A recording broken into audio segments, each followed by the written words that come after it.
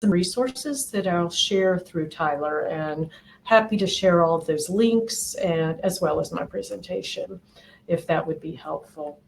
So let's get started. I did get the recording Yes. working just now. Just want to let everybody know. So we're on the right path. The recording's working. Excellent. Well, good timing, because I'm really excited to share with you, first of all, what we call our pathway to geospatial excellence. We have these 5 pillars of success. Of course, like I said, we start with business. There's a governance aspect. Think about your data, keeping things and your processes in control. Those procedures, the way that you work, the workflows. You always know about your system, whether it's Pro or GIS Online or Enterprise, whatever you're working on is your system. Engagement and capacity. And these are the 2 areas I'll be largely talking about engagement today in terms of that communication piece. Let me give you a few more details, and there's an article online which I want all of you to look at, The Path to Geospatial Excellence. And this, again, is where it goes through each of these, what we call pillars: business, governance, systems, engagement, and capacity, as well as what the meaning is for each, the way that you talk. In particular today, like I said, we'll be talking through how important it is when you're in your organization, when you're in your company, to be that spokesperson for GIS. No matter if you're beginning your career or you're the manager of the group, it's very important to know how to speak about it and know your audience. So many people you will be talking to throughout your career will have a business background. They don't know technology. They don't know GIS. So it's really important to round out your skills to have the capability to talk about the value. I'll go next into where it ties together. This is the people, process, and technology. And all of the elements work in concert with each other to maximize the impact. You really cannot leave one out, or you'll have a lopsided program. You may have just wonderful architecture, but you don't have the business users who can take advantage of your great work and your great platform. Sometimes you've got to promote it. You've got to drive awareness. You have to fit your culture. You've got to understand that your role is an advocate at times, and you do need to be able to communicate and collaborate across your organization. So as we build this out further, I think it's extremely important to know, too, that the building out your own skills include that, often call it T-shape. You're building out your technical skills on the bottom of the T, but across the top of the T, you are also building out those leadership skills and those communication skills to be able to, again, drive a very effective GIS program and to maximize the value of your solutions and the investment. Here's a way we think about, and this is just one path through the geospatial path to excellence. Again, taking the people, process, and technologies, thinking about them in the 5 pillars in terms of work streams, and really knowing where you need to go and get started. You'll see here, the one I've emphasized is to quantify the value. Many times you or your leadership will help set the path for your strategy. I do a lot of strategy work with leaders across different industries, and setting where you're going, particularly as technology is moving quicker. Think of the AI world that will be in 5 years. It's essential to quantify the value. So I point this out to show you that it is an extremely important step. And in many cases, if you haven't done so, you will be circling back around to quantify the value, whether it's a hallway conversation or it's a formal presentation. There will come a time where you have to communicate this. So I'm going to take a minute to talk about a few definitions. Many of you who've been in a business class and already working, maybe you do budgeting for your company, for your GIS program, you'll know this, but I think it's always good to get a foundation. Why would you even think about business value? Well, many times it's important to leadership to have you set the direction. Maybe sometimes for transparency purposes, your organization might have accountability if you're private sector to investors or to others. I think that that's really good. Sometimes it's a justification of an investment. Maybe you need one more piece of equipment. You need LiDAR, you need some data. You need maybe a new resource, a new person to join your team or an intern. So you may have to justify that investment, or you may have to say, what's the return on this GIS program that we're going through? For whom is this important? A lot of times it is important for decision makers in your organization. It may be important for other employees. And if you're in a government agency, it's going to be important for the public to know, the taxpayers, the constituents, as well as maybe regulators and impacted parties for something you may be doing through GIS. There's a formula for ROI. It's basically the percentage of the financial gain divided by how much you have to invest. It's numerator, denominator, basic math. Typical goals. We all know businesses and corporations are in business to make a profit. At the corporate level, shareholders, if somebody invests in Microsoft, they expect a return on their investment. So from a corporate perspective, that profit, it's really important to think about increasing profit and shareholder value. That's what you learn in business school. Or you increase the profit by reducing the cost, the margin. The profit is the revenue minus the cost. So, and then in government, you will be asked to perform services in a more cost-efficient manner and to increase efficiency to meet and maybe even speed of the services. Overall, you'll be asked to reduce risk, safety especially, but you also have other aspects, and I'll go into it a little bit more with equity, health, and a better planet, things to think about there. As we dive in, let's take a look at some things.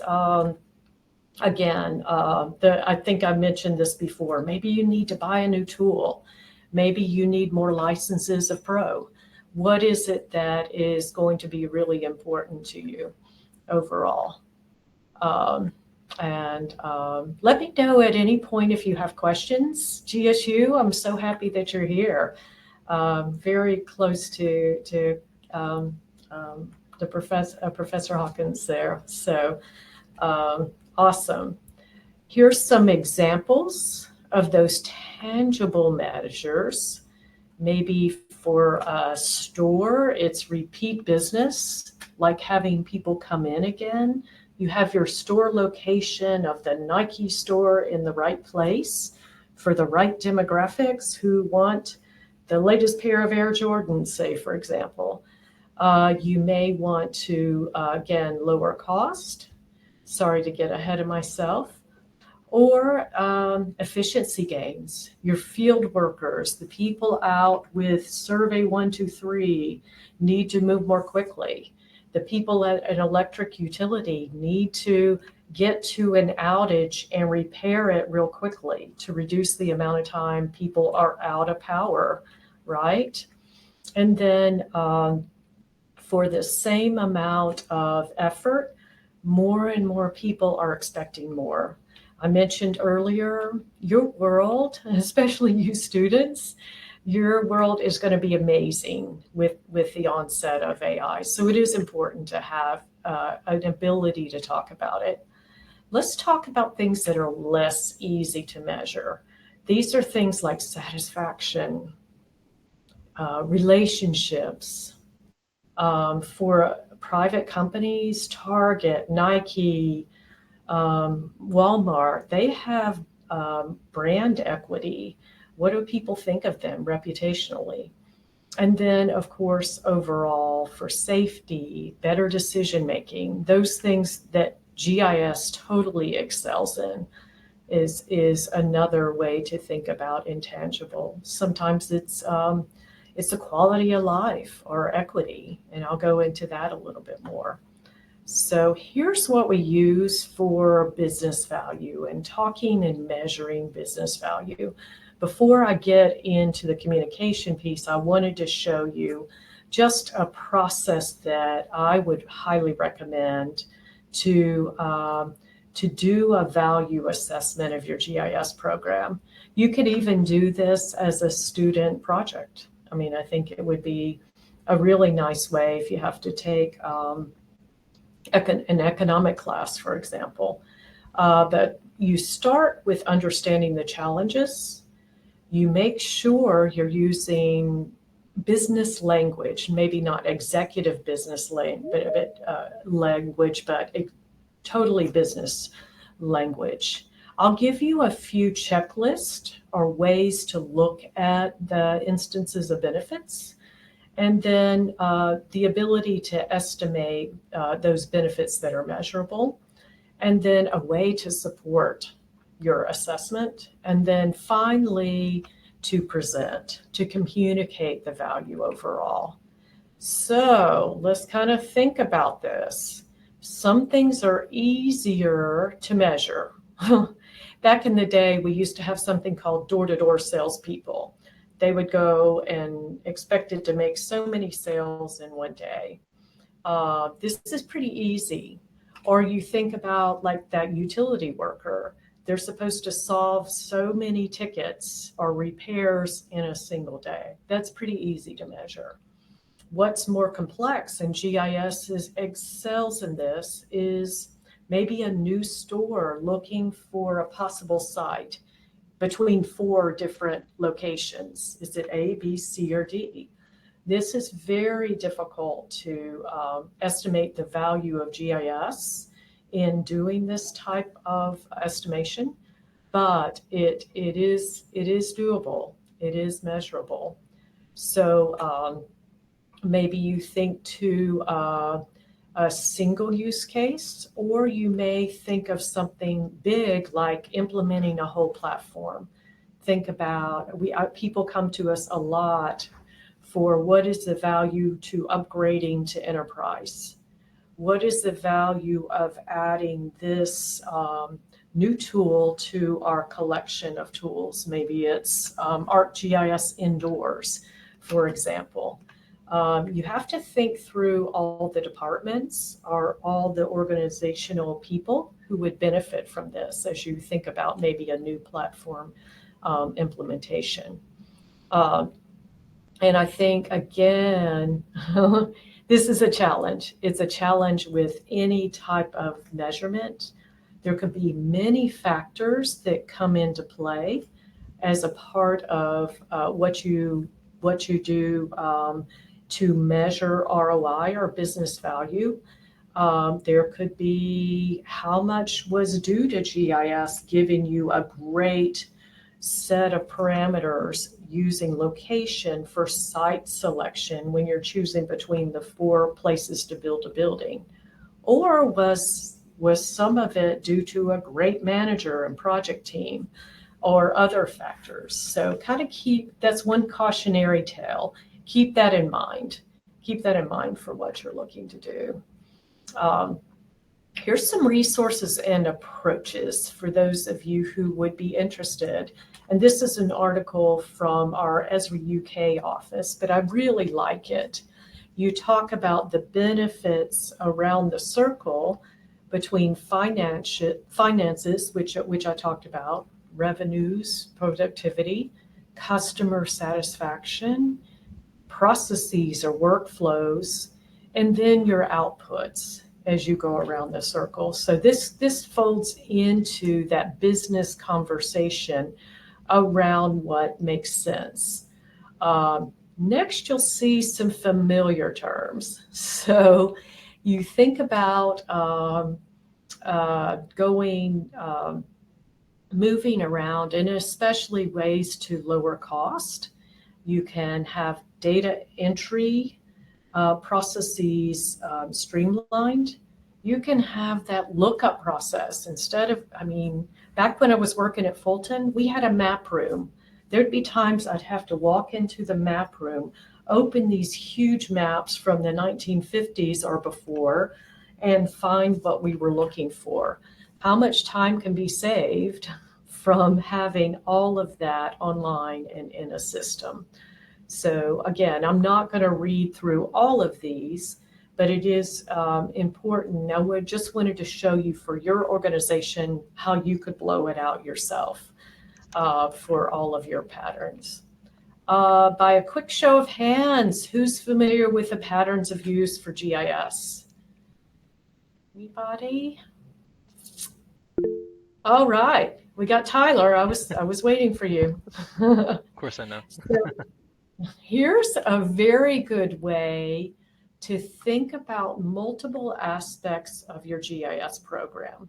We all know that GIS, first of all, these are called our 9 patterns of use. So we know GIS is excellent for mapping and visualization, but it's also wonderful for data management, connecting disparate data sets, knowing where your assets are, knowing where things are, throughout your whole organization. It's really a great measure for field mobility for those people going out with a tablet or a mobile device. Great for monitoring as well as analytics, that detecting trends, that sort of thing. For those in a position of designing, I think about those urban planners. It's wonderful for design and planning. I often work with engineering and construction companies. It's great in that arena, if any of you are in those industries, for the assessment of multiple solutions or decisions you have to make. And then also for decision support, citizen or constituent management, as well as sharing. There's no better platform than GIS for sharing information. So you can make your own checklist based on these instances of benefits when you have to communicate value. Here's a pretty extensive, this is a resource I'll share with you, very similar to our patterns of use, but also folds in things in a business language like risk, operational efficiency, as well as data enrichment, moving a little further beyond. So one of the, fathers of business management is a guy named Peter Drucker. He published books and that sort of thing. But his point of view back in the day, this is what I was educated on, is if you cannot measure it, you can't manage it. So big companies that maybe do Lean Six Sigma or other type of quality programs measure everything. So if you're within one of those organizations, I think it is important for you to acquire that language of measurements. But you have to think through, it's another person, the founder of, Quality Systems, Deming, says it's wrong to suppose if you can't measure it, you can't. He disagrees. This is a costly myth. So this is where we go into, like I shared, ROI, hard measurements to business value. And in your career, you will be faced with both. Here's one of many books that I would recommend. This is a book called How to Measure Anything. It's around finding value in intangibles in business. So I'll send you the link to this. But things that I like to think about when we're on the side of business value are what we call the triple bottom line. That's something I'll expose to you. Taking qualitative feedback into quantitative measures.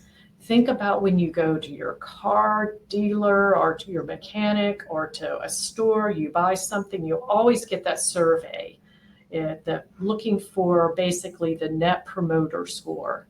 How likely are you to recommend this to a family or friend, whatever?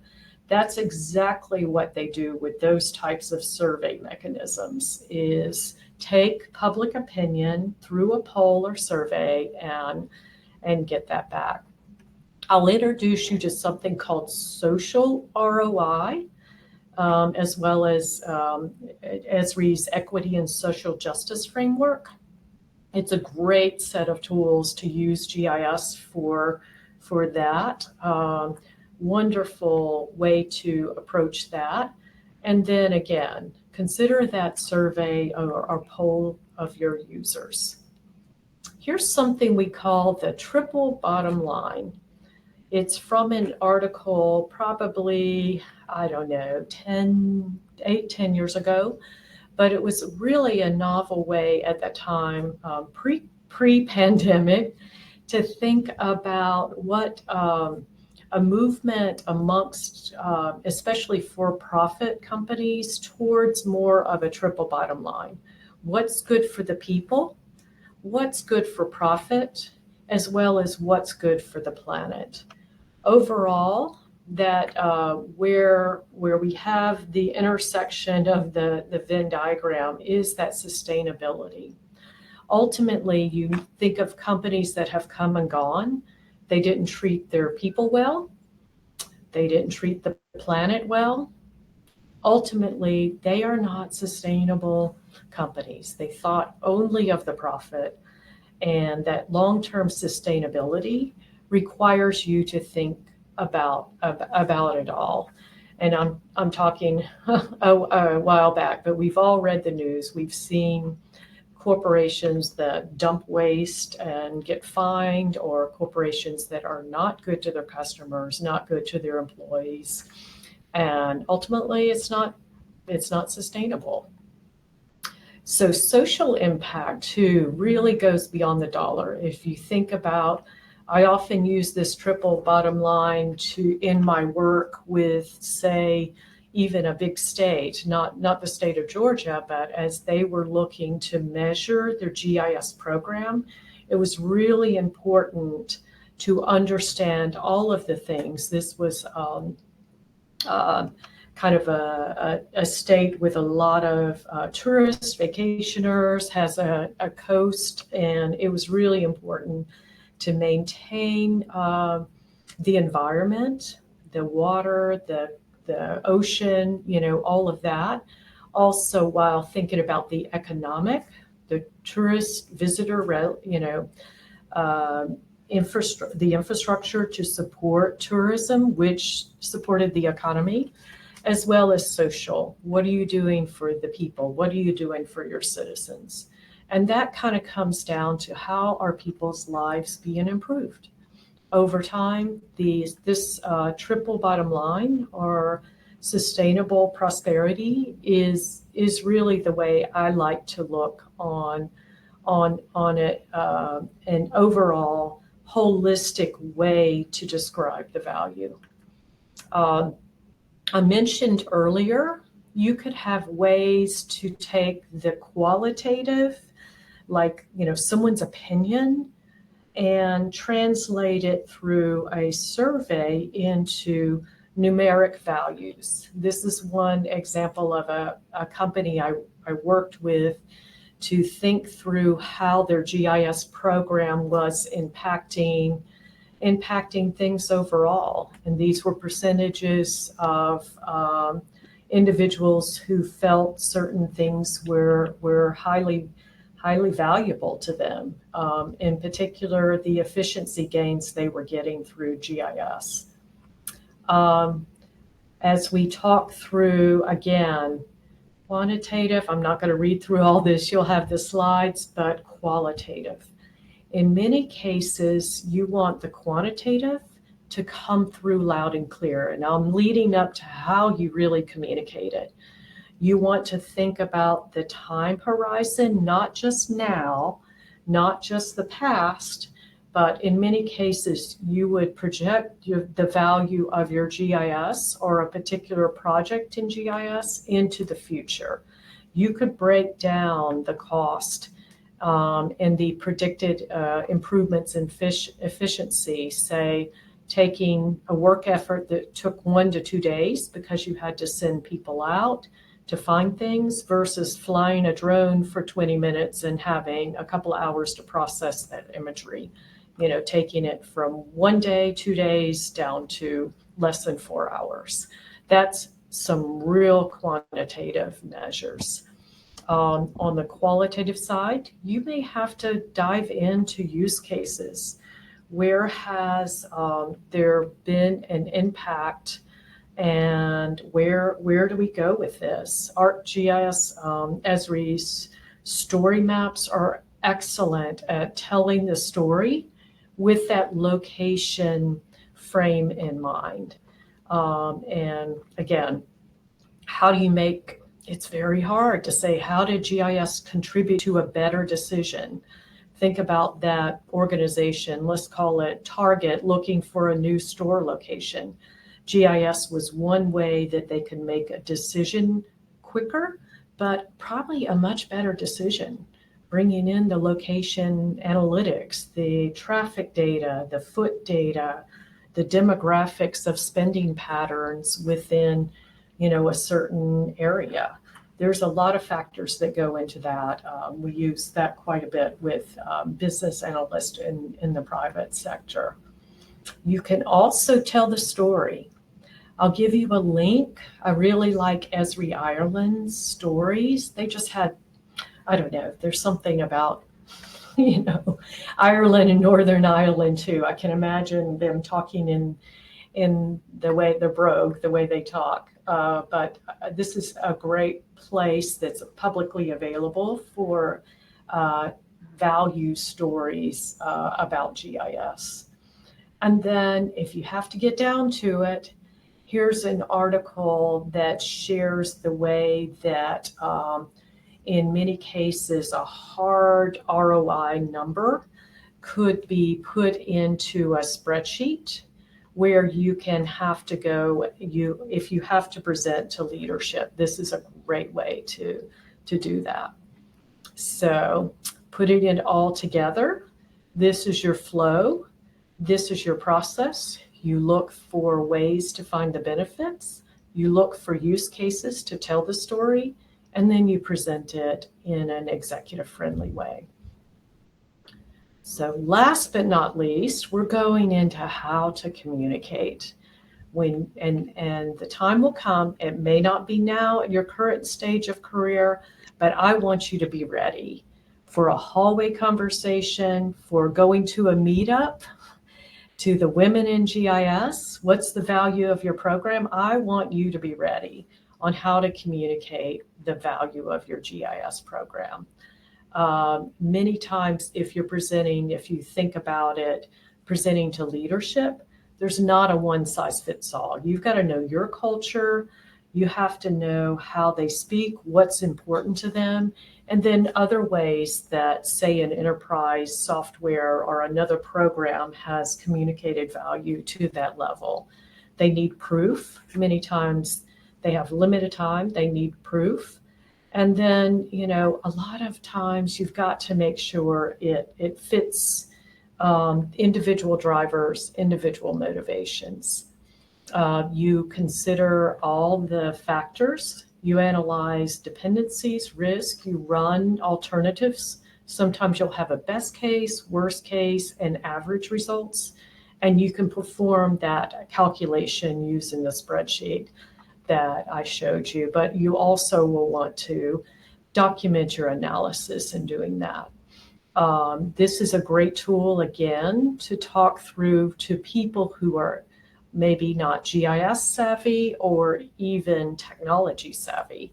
Always make sure that you're speaking the language of business, and then make those connections. If there are ways that you know, people you haven't met in your organization, make the connection. Talk about something in a very enthusiastic, exciting way. Make it easy to understand. Be able to tell the stories about how it has impacted your users. And again, you know, we're happy to help.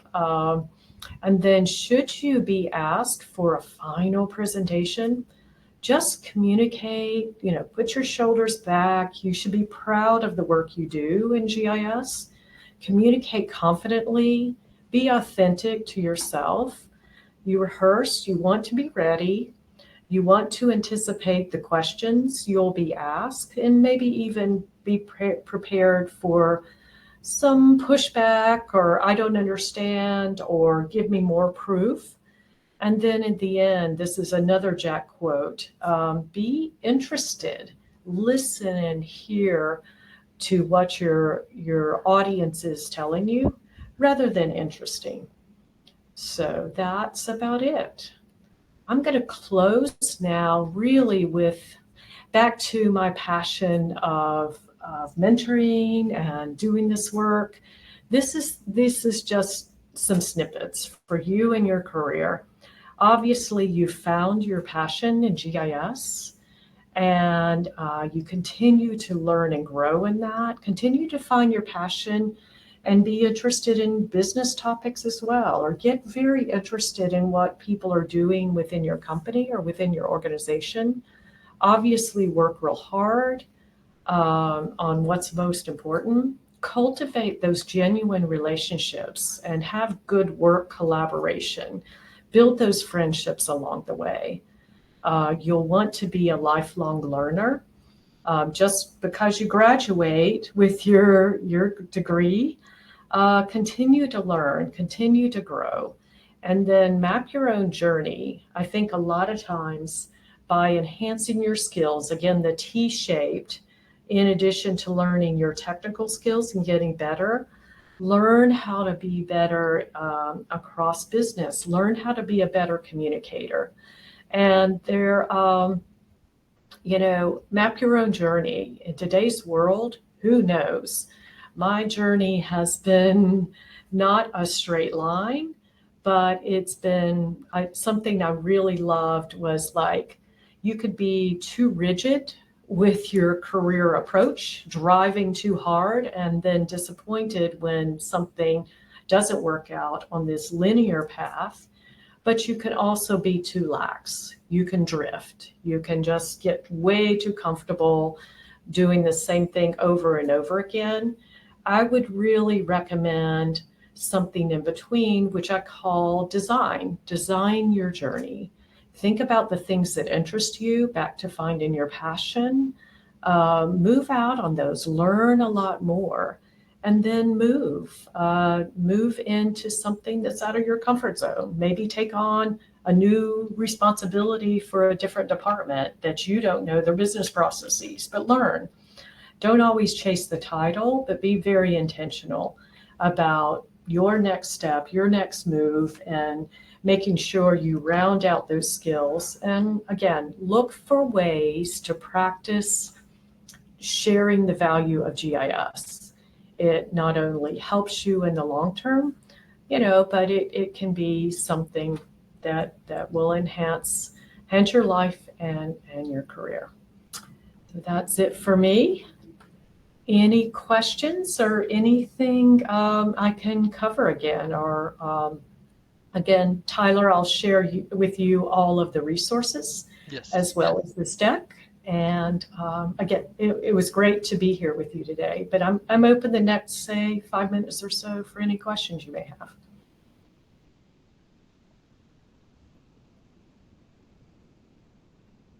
I'm checking the chat here. Nothing in chat. Don't be shy, y'all. There's no dumb questions.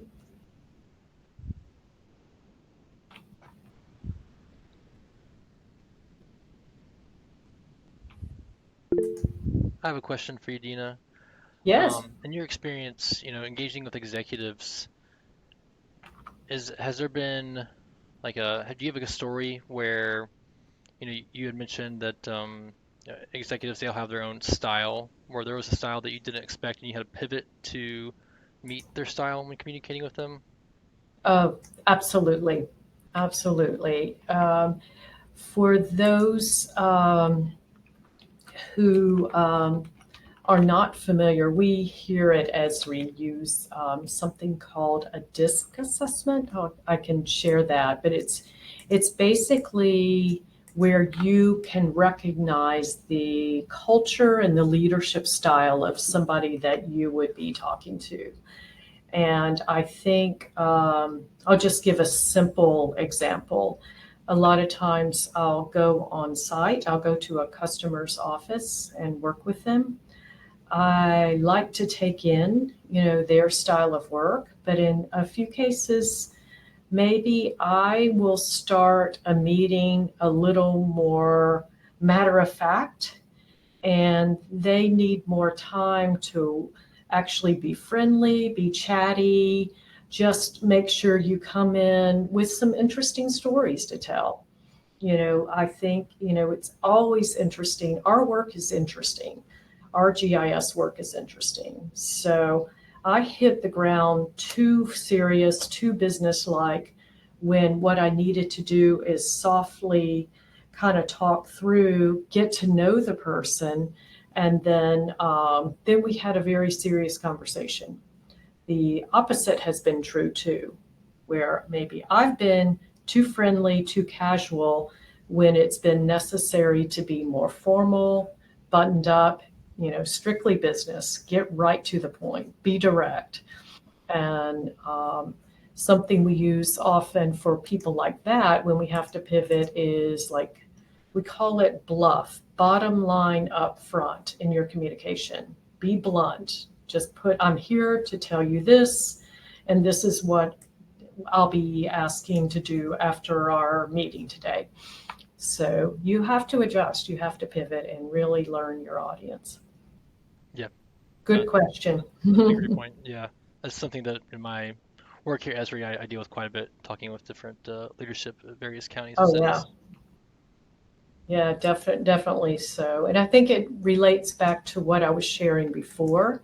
You want to go in, if it is a leader who likes to talk about dollars and cents, ROI is their language, return on investment, you need to be prepared to have that conversation in a business-like way. If it's a person like I was sharing with you before, who's chatty, go back to that storytelling. Have a few use cases up your sleeve.